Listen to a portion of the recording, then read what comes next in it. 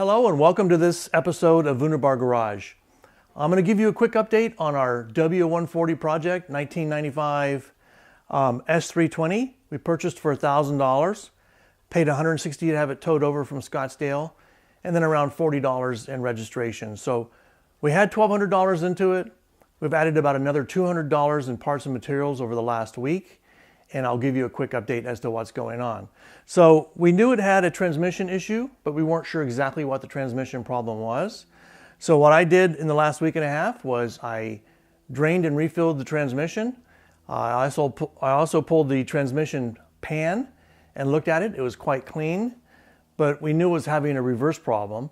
So while I was under there, I went ahead and installed a new modulator and set it up for 58 PSI. So this is Mercedes part number 126-270-9179. And again, for the S320 for this year, it gets set up to 58.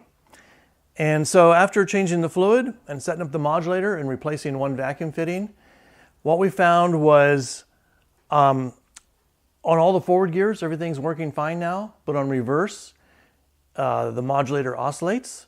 And that's because the B3 piston has a damaged or broken seal. In order to replace that seal, you have to pull the transmission. To pull the transmission, you need to raise the car up 27 inches off of the ground. We don't have that capability at this moment. So for the moment, we've just left the transmission where it is. Car's drivable and forward, not in reverse so well. It just kind of barely goes along. That's okay. We're just going to continue to move forward. So I'll tell you some of the other things we've done. So while I had the front end raised up, I went ahead and went in and took fluid film and put it on all the rubber pieces, because out here in the desert Southwest, rubber tends to dry rot over time. And fluid film is a lanolin-based product, and so I put that on every rubber piece thoroughly and let it soak in, and I wiped it off.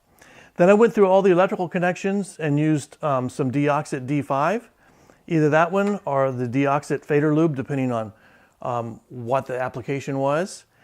And so that hopefully has made all the electrical connections much better. There's a few more to go, and I'll continue to do that. Another thing I did was I bled the front brakes using Pentosan Super DOT4. And so I need to still do the back brakes, but the front brakes looked really good. Everything on this car is in pretty darn good shape. Just needs a little cleanup, a little TLC, and then of course the transmission, which we'll take care of later.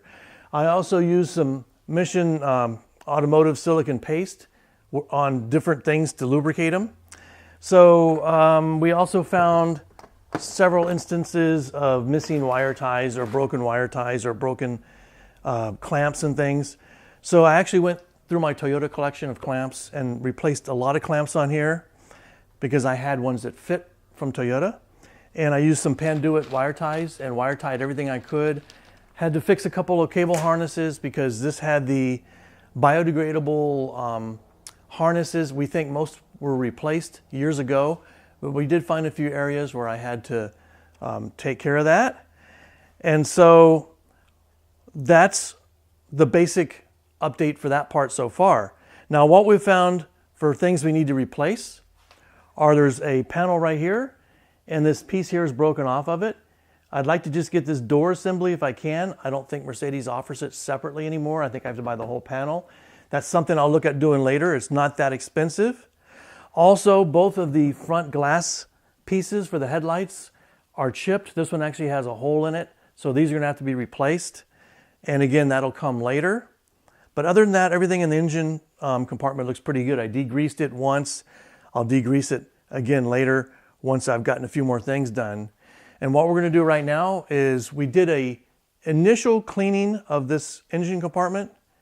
Oh, I also need wiper blades too. That's another thing. Really not too many things so far that we've found.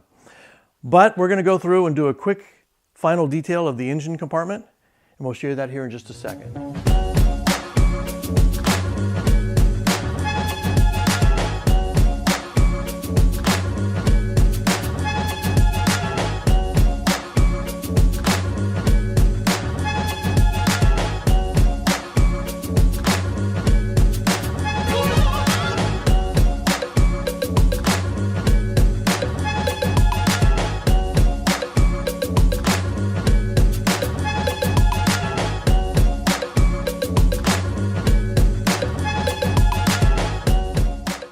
At this point, we've done the first and second pass on cleaning things up in here.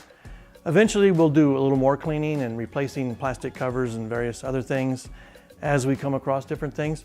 For example, we just found out one of the turn signal lights needs to be replaced as well. And we have a couple of harness issues we're gonna have to rectify over time. So we're basically finished for this week up here though. And what we're gonna do in the next week is we're gonna raise the rear, and we're going to bleed the brakes in the rear, and I'm going to replace the fuel filter and just check things out on the back end of the car real well. I'll also fluid film everything back there. So I did want to give a shout out to Mercedes-Benz of Gilbert. They're allowing us to buy parts for a steep discount. We do appreciate it. And that's all there is to this week's update, so thank you for watching.